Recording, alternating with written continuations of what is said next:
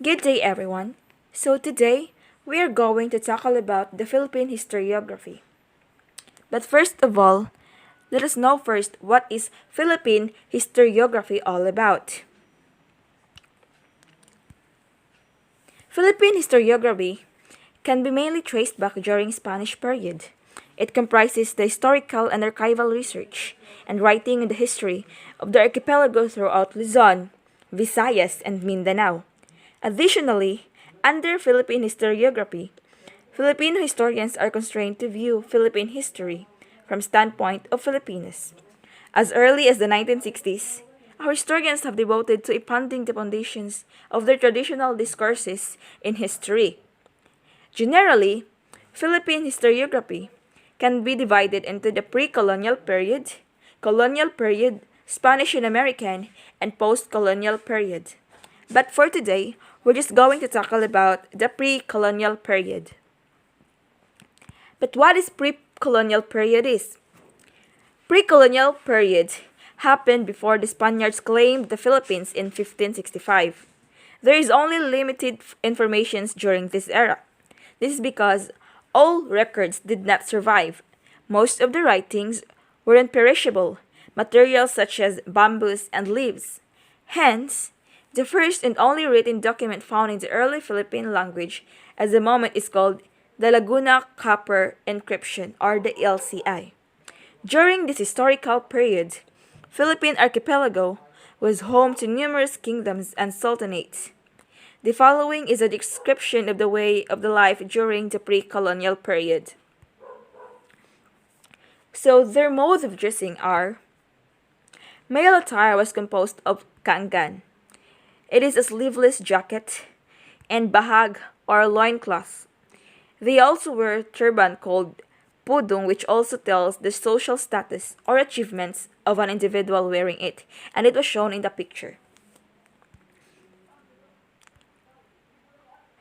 So there are three types of social status during the pre-colonial period: the noble, mahadlika, or maharlika. So this is the noble, the mahadlika, the maharlika, and the alipin.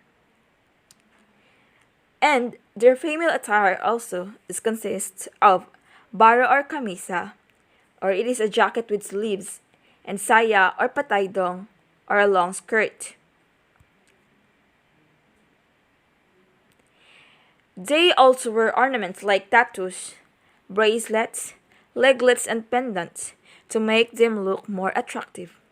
It is fashionable for some pre-colonial periods of the Filipinos during the pre-colonial period rather.